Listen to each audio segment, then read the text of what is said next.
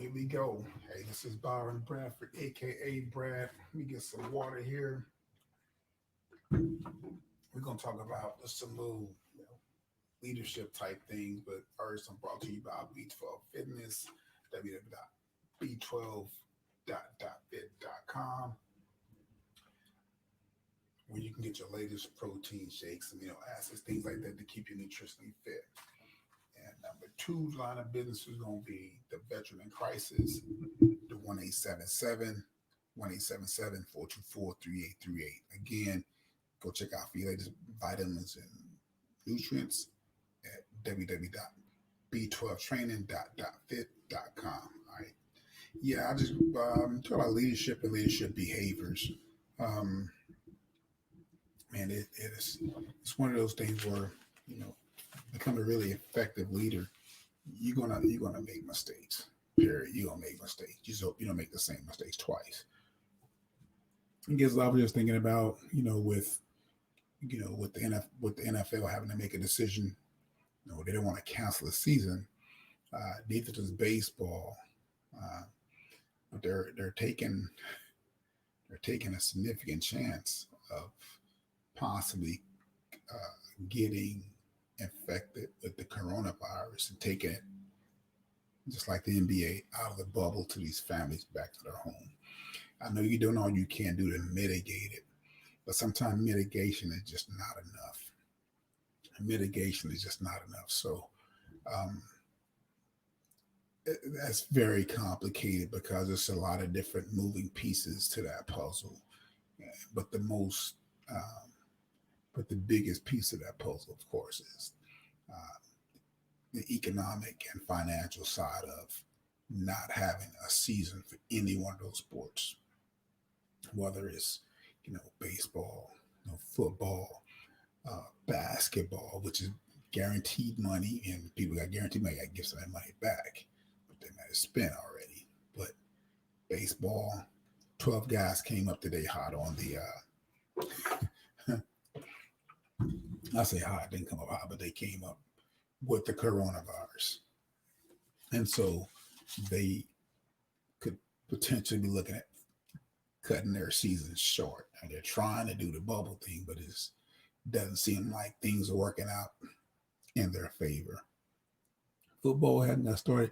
They just started training camp. And I just see this thing going like like dominoes. Just hit one domino and the rest of it just go and collapse.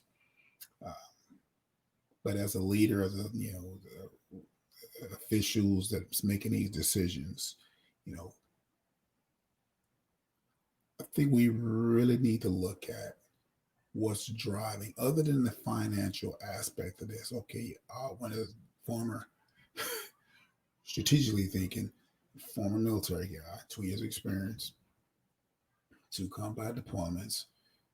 What's the worst case scenario that can happen here? Worst case scenario, somebody gets infected, takes it back home, the kid dies. Is that worth the season? Is that worth the season? So why deal with things from the worst case scenario to add perspective? And you can do all you can to mitigate, but I think it's like you playing with Russian roulette with a bullet. You got a magazine, and you playing Russian roulette. It's only a matter of time for you get the right one. But again, I think it's everything's been driven. Um, I don't. They try to say it's entertainment, but I don't know if it's entertainment value at that point when you're worried about you can't bump elbows, you can't shake hands, you can't hug each other. I mean, that to me, for a player, those things as a leader, those are things that motivate you. You want to, be real with your teammates and really bond and stuff. But you really can't bond because you got this coronavirus team going around. You can't really interact with the other team, and you got some people that gonna do dumb stuff. They will sneak out. Somebody gonna get infected. It's gonna screw everything up. And I think they might have had an issue like that in Florida recently, but with the NBA bubble. But for the most part, we need to start looking at alternatives um, for entertainment, I guess, because we're gonna be here for a while. Uh, some of these businesses, I'm trying to be optimistic, but the reality of it is some of these businesses that's around for 10 years, they're gone. I mean, things move. Businesses, them. One of my professors once told me business is dynamic. Businesses are always moving. So as leaders, we got to adjust. Like, you know, there's not a replacement for football. Maybe they'll think about, man, we might have to do this flag thing or do some type of 7-on-7, spread people out. To keep people engaged and involved, that may be something to consider long term. Besides, I think, I'm gonna just name a couple of names here. Dave Dorson, Junior Seau, Lawrence Phillips. You know, those three just come to the top of my head. Uh, Lawrence was a running back in Nebraska. Went on, got drafted by the LA Rams.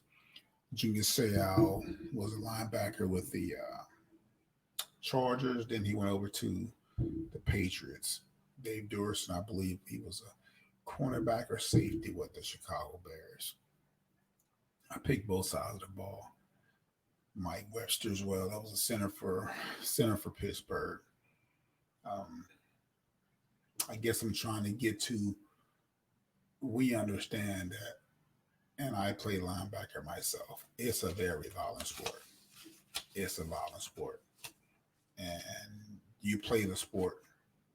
Well, when I played, we played it violently. Sport, even in high school, it was a violent sport.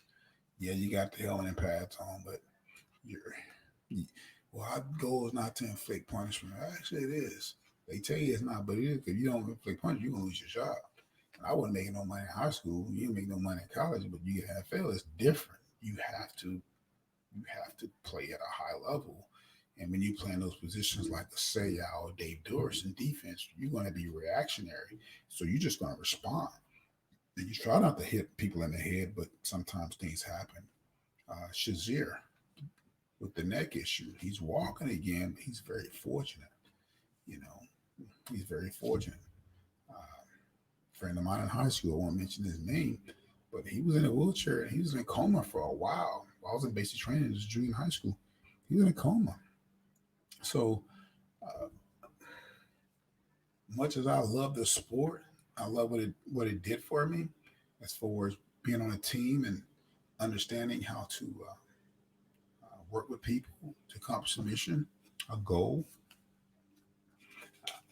I think we may need to start looking at maybe shortening the season, maybe doing more mental health on top of that, because the CTE is real. They can ignore it all you want, but CTE is real. And I think we need to start looking at it with this coronavirus. You don't want to get it to realize, oh, this is real. No, see, these guys are making decisions because look, Aaron Hernandez, rest in peace, bless his soul. He had CTE bad too. So this sport causes people to get CTE and it's proven. So if you're gonna put your kid in a sport, that's fine, but know what the risks are because they're not going to tell you. But I've given you 5 names of individuals that played at the highest level, and there's going to be more to follow. They won't talk about them because that interrupts cash flow. We don't talk about those things, but you have to get yourself informed. I was at, I get it, man. I understand. I get it, but I put safety above all else. You have to put safety above all else. So those parents that want their kids in sports, football, those real physical, because football is very physical. That's why you wear a helmet. But got 220 running back and a linebacker 250, your kid, 150, 160, and that guy, that's gonna be one collision. He might not survive. Okay. Not trying to be the bearer of bad news, but it's about leadership and as parents, we're leaders first. We lead our household. We can't lead our kids to battle knowing that, we hope it work out and no hoping. We have to make sure we put them in position to be successful. And one thing to put them successful is getting a high school education. Not saying go to college to make you smarter, but go get a skill, get a trade.